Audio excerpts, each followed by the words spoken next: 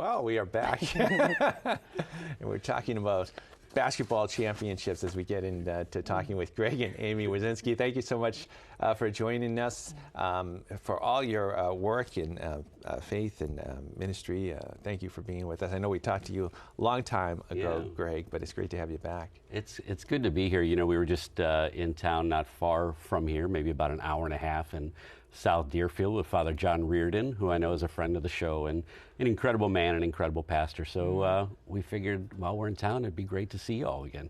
Yeah.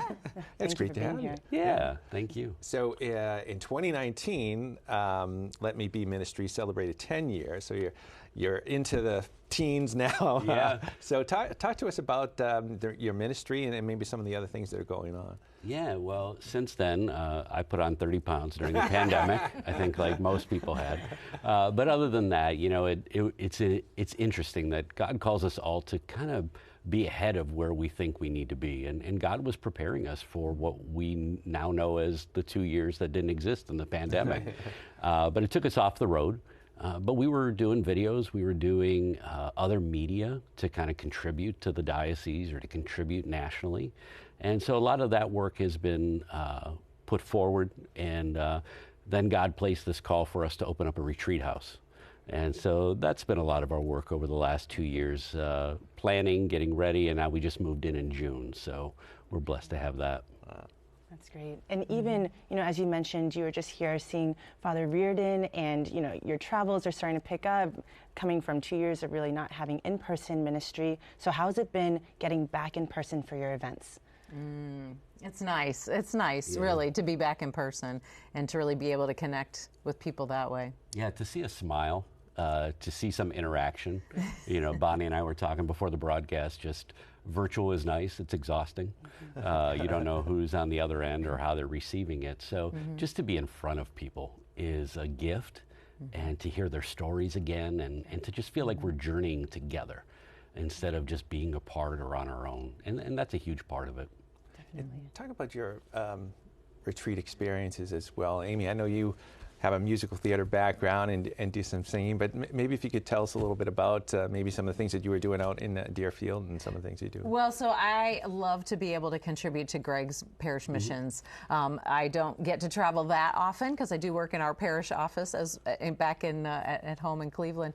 But when I do, it's really powerful. I offer the gift of my voice to the mission to kind of help drive home the message. And I love that sometimes I can take some musical theater songs sometimes and, you know, give it a different spin. Like, we're not changing the words, but when you hear it in a different context, you know, in church, one of them was For Good from Wicked. And so if you know the musical Wicked, you know, they're the two sisters and they're getting ready to part. And, you know, talking about, because I knew you, I've been changed for good. And that's how it is with Jesus. Because I know Jesus and the love of God, I've been changed for good. So to help people just sort of see that, I love to be able to offer that.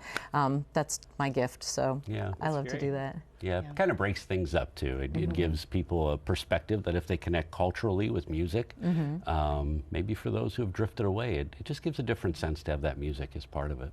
Definitely. And, you know, in terms of when travel was restricted and you had to adjust the ministry a little bit, are you hoping to keep anything you adjusted going forward, or are you hoping to change back to what normalcy, I guess, looked like? It's kind of like a both and, right? That's the world we live in. It's not an either or. So you just add about 24 hours a week to your schedule, and you find that you're doing a lot of virtual things, and you're still trying to put out videos and audio because we've connected with a different audience.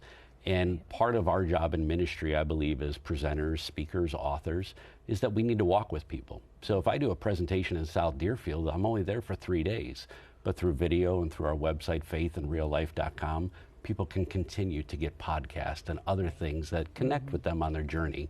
So we will keep all of it going, and certainly our new retreat house is that bed and breakfast style on 24 acres, and we want people to retreat in a different way, a little more of a comfortable setting maybe than what some are used to. Yes, that's great. It's amazing how many elements to your ministry there are Yes. too.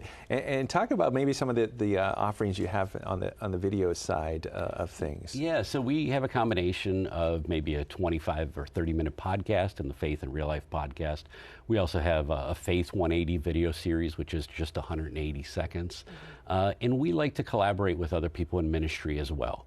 You know, Aimee has done some videos, our event coordinator Libby has done some videos, and other people in ministry. So we want to be able to reach a pain point where somebody is maybe struggling, and this is a way that you can be inspired and maybe see something that you can share with somebody else who needs to hear that message as well. So it really is a cross-section of seasonal videos as well as just conversational videos and audio too.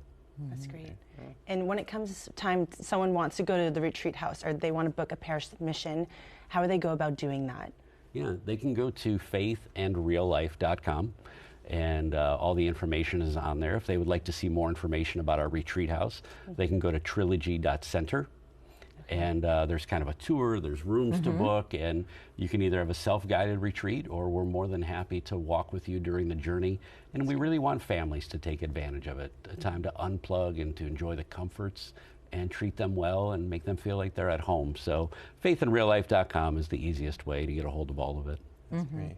Greg, Aimee, thank you so much for coming in and sharing your ministry with us and everybody as well.